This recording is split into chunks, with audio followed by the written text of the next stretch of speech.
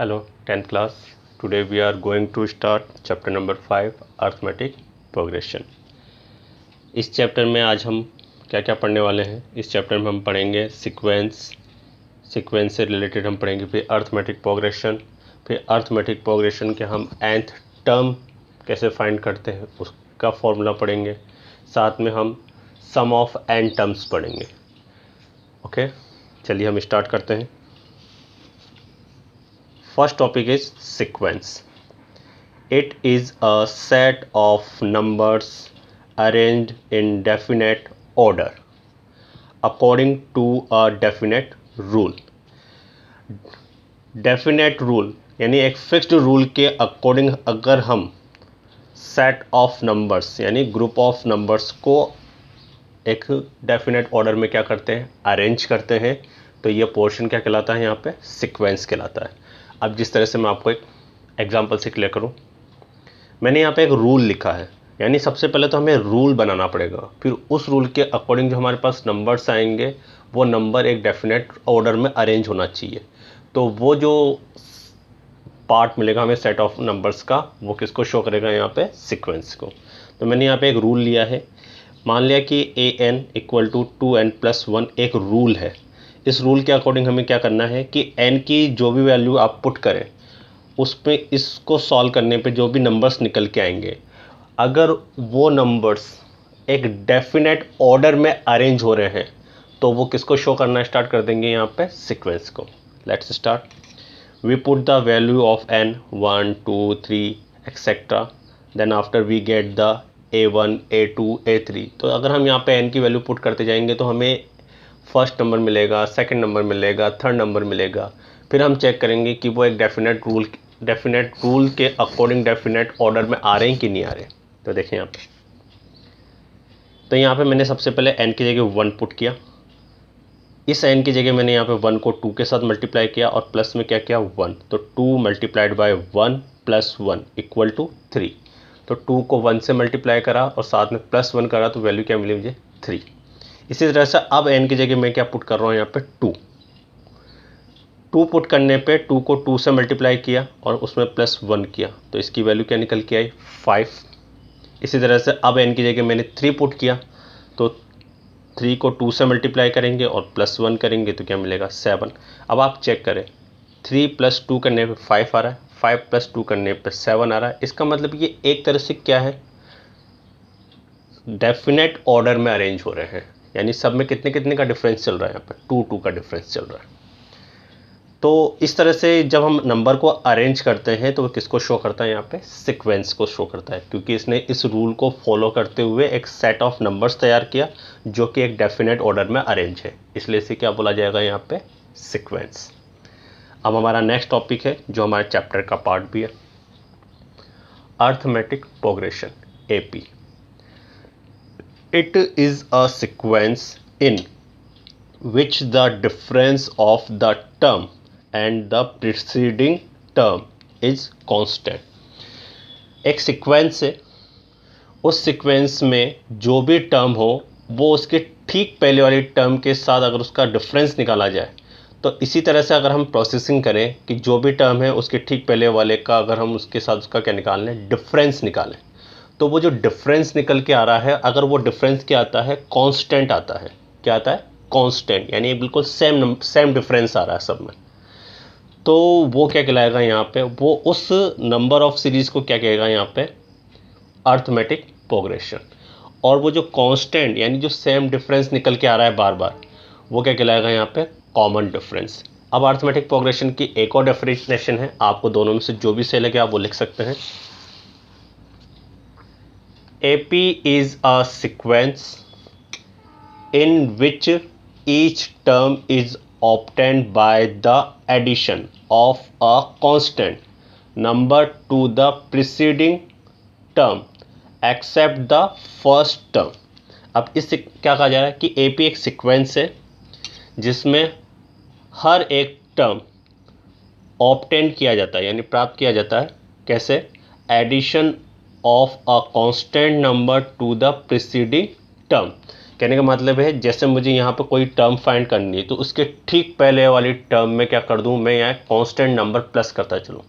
तो इस तरह से जो हमें टर्म्स मिलना स्टार्ट होगी वो हर टर्म जो सेट ऑफ नंबर्स बनेगा वो किसको शो करना स्टार्ट कर देगा, यहाँ पे एपी को।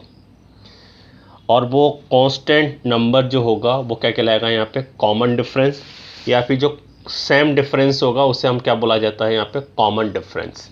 अब एपी किस तरह से फॉर्म में होता है, जैसे ये मान लो ये लिखा है मैंने यहाँ पे A1 A2 A3 A4 up to AN, form of AP. ये एपी की एक फॉर्म है।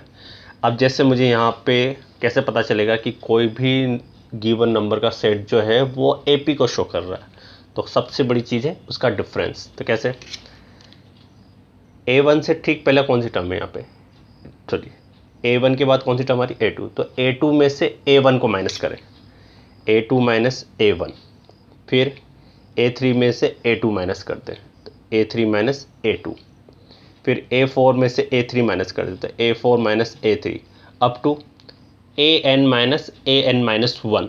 कहने का मतलब है इससे ठीक पहले वाली टर्म को और इसका डिफरेंस अगर निकालते हैं तो अगर ये सारे डिफरेंस अगर सेम आते हैं तो जो आपको सेट ऑफ नंबर दे रखा है वो किसको शो करेगा, यहाँ पे एपी को फॉर्म शो करेगा यहाँ पे।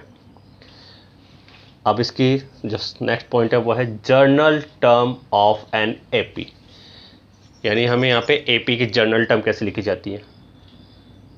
फर्स्ट नंबर जो होता है उसे बोला जाता है ए, तो इसे टर्म बोला जाएगा। तो फर्स्ट टर्म क्या हुई, ए। सेकेंड टर्म कैसे लिखी जाएगी, a plus D. Third term कैसे लिखी जाएगी, a plus 2d। Fourth term कैसे लिखी जाएगी, a plus 3d, and so on. इस तरह से कंटिन्यू चलता है। तो हम फर्स्ट टर्म को A1 बोल सकते हैं, ए प्लस डी को हम A2 बोल सकते हैं, ए प्लस 2d को A3 बोलते हैं, और ए प्लस 3d को क्या बोल सकते हैं, A4। तो इस टर्म को लिखने का एक और तरीका है हमारे पास कि हमने फर्स्ट टर्म को A1 बोला, अब मुझे सेकंड टर्म फाइंड करनी, तो सेकंड टर्म से ठीक पहले वाली टर्म कौन सी है यहाँ पे, A1, तो A1 में हमने क्या कर दिया, D प्लस कर दिया। अभी थोड़ी देर पहले आपने एक डेफिनेशन पढ़ी थी कि हर एक टर्म कैसे प्राप्त कर पाते हैं हम लोग, कैसे ऑब्टेन कर पाते हैं, जब हम उसके ठीक पहले टर्म में एक कांस्टेंट नंबर को क्या करते चले, प्लस करते चले। तो ये वही वर्क है यहाँ पे। A1 है, A2 फाइंड करने के लिए आपने A1 में D प्लस कर दिया, A3 फाइंड करने के लिए आपने A2 में D प्लस कर दिया, और A4 फाइंड करने के लिए आपने A3 में D प्लस कर दिया। तो इस तरह से भी हम जर्नल टर्म ऑफ एपी लिख सकते हैं। अब आपको एक मैं क्वेश्चन से एक्सप्लेन करूं कि एपी कैसे पता चलता है कि वो एपी है या नहीं है। यहाँ पर आपके सामने एक क्वेश्चन है, show that list of numbers 11, first number 11 है, 6, 1, -4, -9 डैश इज एन एपी। हमें ये शो करना है कि जो लिस्ट ऑफ नंबर्स दिया गया है वो एपी को शो करता है। तो कैसे, मैंने यहाँ पे एक नंबर वापस से लिख ली, 11, 6, 1, -4, -9। 11 को मैंने A1 बोल दिया, 6 है A2 को रिप्रेजेंट कर रहा है, 1 A3 को, -4 A4 को, -9 A5 को, एंड सो ऑन। अब हम डिफरेंस फाइंड करेंगे। जब भी आपको सेट ऑफ नंबर्स को चेक करना है कि वो एपी है या नहीं है तो आप डिफरेंस फाइंड करेंगे। अगर वो डिफरेंस सेम आता है सबका तब तो वो एपी होगा, और अगर डिफरेंस सेम नहीं आया तो वो क्या बनेगा फिर यहाँ पे, वो एपी नहीं होगा। जैसे अब A2 में से A1 माइनस करेंगे तो हम इस 6 में से इस 11 को माइनस करेंगे, तो 6 माइनस 11 वैल्यू क्या आई, -5। फिर A3 में से A2 माइनस करेंगे तो क्या लिखेंगे, 1 माइनस 6 इक्वल टू -5। फिर A4 माइनस A3, तो A4 की वैल्यू तो है -4 और A3 की वैल्यू है 1, और इनके बीच में किसका साइन है, माइनस का, तो माइनस माइनस प्लस, तो -5। अब A5 माइनस A4 करेंगे तो कैसे लिखेंगे, -9 लिखेंगे पहले, फिर माइनस का साइन, फिर ब्रैकेट में क्या लिखा, -4। तो ये माइनस माइनस क्या हो जाएगा, प्लस, और प्लस माइनस माइनस, तो 9 - 4 करने पे आया -5। तो आपने अगर देखा हो यहाँ पे तो सबकी वैल्यू यहाँ पे -5 निकल के आ रही, यानी इन सब का जो डिफरेंस है वो बिल्कुल सेम आ रहा है। तो इसका मतलब जो लिस्ट ऑफ नंबर्स दे रखा है आपको वो किसको शो कर रहा है, यहाँ पे एपी को। और ये जो डिफरेंस बिल्कुल सेम नज़र आ रहा है, -5, डी किसको शो करेगा यहाँ पे, कॉमन डिफरेंस को, यानी डी इक्वल टू -5, यानी हम कॉमन डिफरेंस को डी से डिनोट करते हैं। Is it clear? Next example, find next 3 terms of an AP if A equal 4 and D equal -2। अब आपको क्या करना है कि आपको बता दिया गया है कि जो आपको एक एपी दे दी गई है, उस एपी की आपको फर्स्ट टर्म और कॉमन डिफरेंस दे रखा है, और आपसे कहा जा रहा है कि उसके नेक्स्ट 3 टर्म्स फाइंड करो।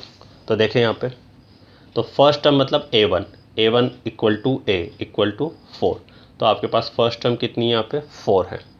अब आपको a2 फाइंड करनी, तो मैंने अभी थोड़ी देर पहले बताया था कि जब भी हमें किसी टर्म की वैल्यू फाइंड करनी हो तो उसकी ठीक पहले वाली वैल्यू में हम उस नंबर को ऐड कर देते हैं, यानी कॉमन डिफरेंस को क्या करेंगे, यहाँ पे ऐड करेंगे।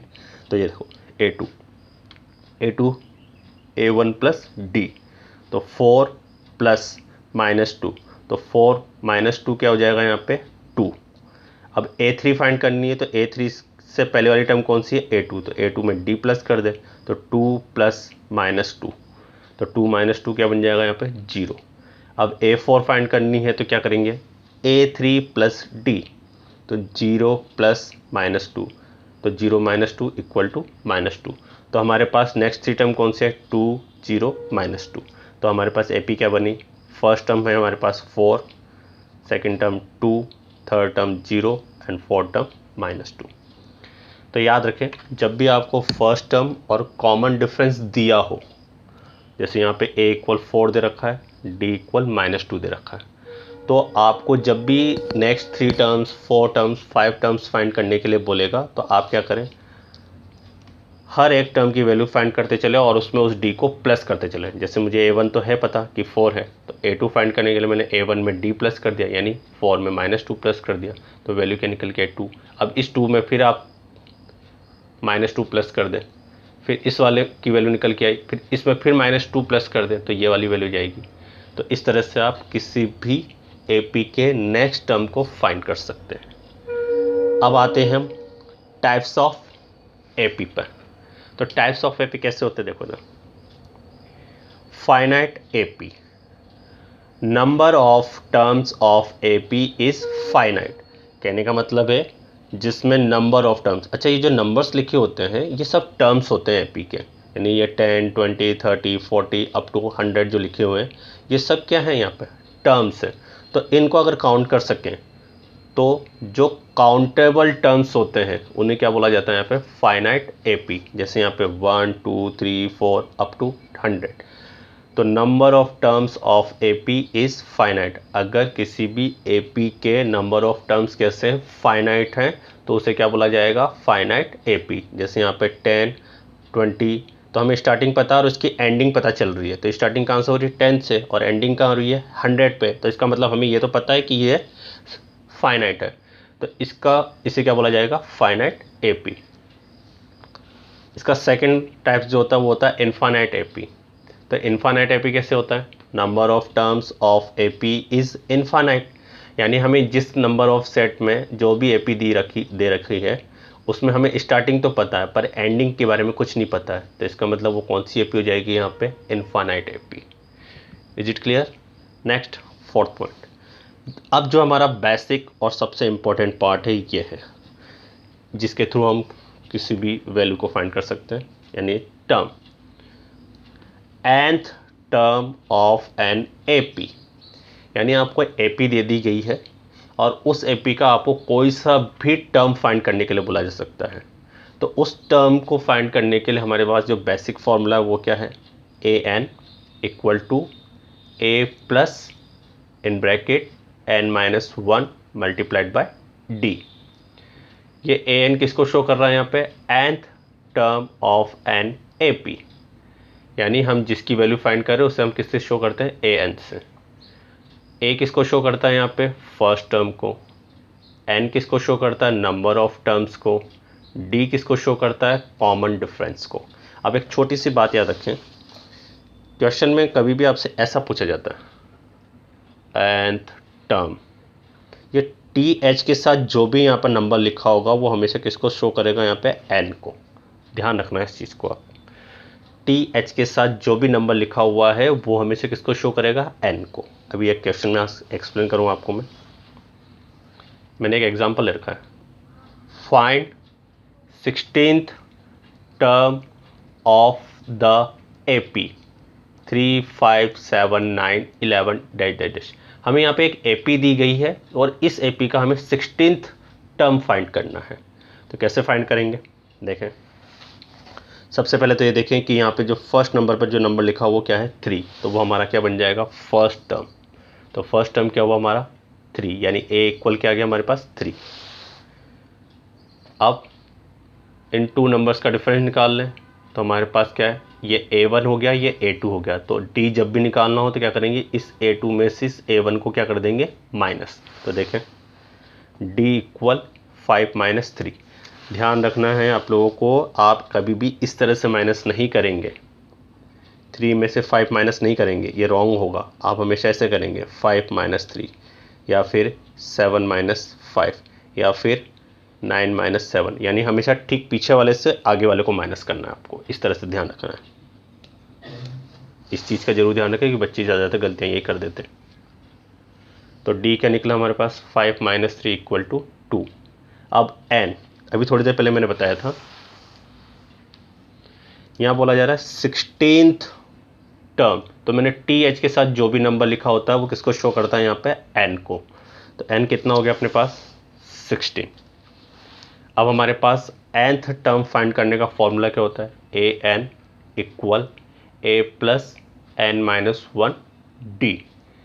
an equal a plus n minus 1 multiply D. तो n की जगह तो लिखा मैंने 16, तो ये a16 फाइंड कर रही है, यानी हम 16 टर्म फाइंड करें। अब a की जगह क्या लिखा मैंने, 3 प्लस ब्रैकेट में क्या लिखेंगे, n की जगह लिखेंगे 16 माइनस 1 ब्रैकेट में मल्टीप्लाइड बाय 2। तो 3 प्लस 15 मल्टीप्लाइड बाय 2 30, 3 प्लस 30 33। तो हमारे पास 16th टर्म क्या आई, 33। Next point, nth term of an AP from the end.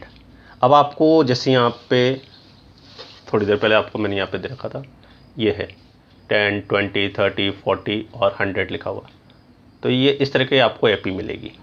फिर उस एपी में आपसे कहा जाएगा कि आप पीछे की तरफ से काउंटिंग करते हुए चलें और लास्ट टर्म से काउंटिंग करते हुए चलते हुए आपको बताना है कि nth टर्म में कौन सी टर्म आएगी, नंबर आएगा। ठीक है, अभी हम इसके क्वेश्चन नहीं कर रहे हैं, केवल आप इसका आप समझ के रखिए कैसे करना है। फिर जब एक्सरसाइज स्टार्ट करेंगे तो आपको प्रॉब्लम सॉल्व हो जाएगी। तो देखें यहाँ पे क्या लिखा हुआ है। सबसे पहले क्या करना है हमें, first we write the AP in the reverse order, then we solve this question with this formula. और फिर इसी फॉर्मूले का यूज़ करते हुए हम वैल्यू फाइंड कर सकते हैं। तो कैसे, जैसे यहाँ पे मैं एग्जांपल ले लेता हूँ, जैसे आपको लिखा 10, 20, 30 अप टू 100। तो हम क्या करेंगे, यहाँ पे रिवर्स करेंगे। रिवर्स कैसे करेंगे, सबसे पहले तो 100 लिख लेंगे, फिर डैश डैश 100 के बाद क्या आएगा यहाँ पे 30, फिर क्या आएगा 20, फिर 10, इस तरह से। तो पहले तो हम रिवर्स में करेंगे, रिवर्स करने के बाद फिर हम इसी फॉर्मूले का यूज़ करते हुए क्या करेंगे, यहाँ पे ये nth term of an AP from the end, यानी आखिरी से चलते हुए एंड टर्म फाइंड कर सकते हैं। जब इस टाइप का एक क्वेश्चन सॉल्व करवाया जाएगा तब आपको और अच्छे से क्लियर करवा दूंगा। अभी तो हम इंट्रोडक्शन पढ़ रहे हैं किस तरह से क्या करना है। और एपी का सबसे important and last point, sum of n terms of an AP, यानी आपको एपी में जितने भी नंबर्स दिए गए हैं उनका सम क्या होगा उसके लिए हमें करना है। तो जब भी हमारे पास इन्फानाइट एपी के लिए सम फाइंड करने का आएगा तो उसके लिए फॉर्मूला क्या होता है, S n equal n/2 bracket 2a plus n-1 multiplied by d। और अगर फाइनाइट एपी आया तो यानी S n equal to n/2a plus l। यहाँ जो a है ये तो फर्स्ट टर्म को रिप्रेजेंट कर रहा है और यहाँ पे l क्या है, लास्ट टर्म को। तो इस फॉर्मूले के बेस पे हम क्या कर सकते हैं, सम ऑफ n टर्म्स फाइंड कर सकते हैं। तो अब इस क्वेश्चन में भी एक छोटी सी बात याद रखनी है, जैसे बोल दिया जाए फर्स्ट 6 टर्म्स, तो इस तरह से लिखा हो तो इसका मतलब ये किसको शो करेगा यहाँ पे, n को, क्योंकि बच्चे अधिकतर जो गलतियाँ करते हैं वो n लिखने में गलतियाँ करते हैं, तो आप लोगों को n समझना है। तो अब इन दोनों फॉर्मूले के अकॉर्डिंग जो भी हमारे पास है, तो एस एन का मतलब क्या हो गया, सम ऑफ n टर्म्स, ए का मीन्स क्या हो गया, फर्स्ट टर्म, डी का मीन्स हो गया कॉमन डिफरेंस, एल का मीन्स हो गया लास्ट टर्म, और एन का मीन्स हो गया नंबर ऑफ टर्म्स। तो सम ऑफ n टर्म्स कैसे फाइंड करते हैं उसके लिए मैं आपको एक एग्जांपल से क्लियर कर दूं। इसी के साथ हमारा इस बेसिक इंट्रोडक्शन कंप्लीट हो जाएगा इस चैप्टर का। Find the sum of first 24 terms of the AP 5, 8, 11, 24 up to infinite. तो आपको यहाँ पर ये जो AP दी गई है वो इन्फानाइट है या फाइनाइट है, बताओ, इन्फानाइट। और इस इन्फानाइट AP का हमें सम फाइंड करना है, तो उसके लिए हमारे पास फर्स्ट टर्म होनी चाहिए, जो कि इसका फर्स्ट नंबर क्या है 5, तो इसका मतलब फर्स्ट टर्म क्या हुई हमारी 5। अब D कैसे फाइंड करना है, इस 8 में से इस 5 को क्या कर दें, माइनस कर दे, तो क्या मिल गया हमें 3, तो ये हो गया हमारा कॉमन डिफरेंस। अब n, थोड़ी देर पहले मैंने समझाया था कि टर्म्स के साथ जो भी नंबर लिखा होता है वो n को रिप्रेजेंट करता है, तो n कितना हो गया हमारे पास 24। अब Sn फाइंड करेंगे, तो Sn का फॉर्मूला क्या लगाएंगे, n/2 bracket 2a plus n-1 in bracket multiplied by d bracket close. कौन सी टर्म फाइंड करनी है हमें 24, तो S24 लिखेंगे equal to 24/2 bracket 2 multiplied by 5 plus 24 minus 1 multiplied by 3। तो अब क्या करेंगे, सबसे पहले तो हमने n की जगह 24 लिखा, a की जगह 5 लिखा, n की जगह 24 लिखा और d की जगह 3 लिखा। तो हम इस फॉर्मूले के अकॉर्डिंग n की जगह 24 लिख रहे हैं, a की जगह 5 लिख रहे हैं, n की जगह 24 लिख रहे हैं, d की जगह 3 लिख रहे हैं। अब क्या करेंगे, सबसे पहले तो ये ब्रैकेट, तो 2 को 5 से मल्टीप्लाई किया तो 10, इस 2 से 24 कितने टाइम डिवाइड हो जाएगा 12 टाइम, तो ये 12 लिख दिया यहाँ पे। 5 2 जा 10 प्लस 24 में से 1 माइनस करेंगे तो कितना आएगा यहाँ पे, बोलिए कितना आएगा 23। 23 को 3 से मल्टीप्लाई करेंगे तो कितना आएगा 69। 10 प्लस 69 क्या बनेगा यहाँ पे 79। 79 को 12 से मल्टीप्लाई किया तो क्या आया 948। तो इसका मतलब है कि जो आपको AP दी गई थी उसके 24 टर्म्स का सम कितना निकल के आया आपके पास 948। तो आप लोग जो बेसिक फॉर्मूला है उससे अच्छे से रिवाइज करें और इस चीज़ को आप नोट करें नोटबुक में, a प्लस n-1d, ये तो हो गया आपका nth टर्म, ये टर्म फाइंड करने में आता है, यानी वो नंबर फाइंड करने में। और sum Sn equal to n/2 2a plus n-1d, ये आता है सम फाइंड करने में। तो एक और फॉर्मूला आपका और करके लिख देते हैं n/2 a प्लस l। तो इस तरह से आपको इस बेसिक चीज़ों का ध्यान में रखते हुए आप AP की कितने भी क्वेश्चन सॉल्व कर सकते हैं। नेक्स्ट वीडियो में हम इस एक्सरसाइज 5.1 स्टार्ट करेंगे, जिसके हम कुछ क्वेश्चंस करने की प्रैक्टिस करेंगे, साथ में आप उस वीडियो के बेस पे उस एक्सरसाइज को कंप्लीट करेंगे। Thank you.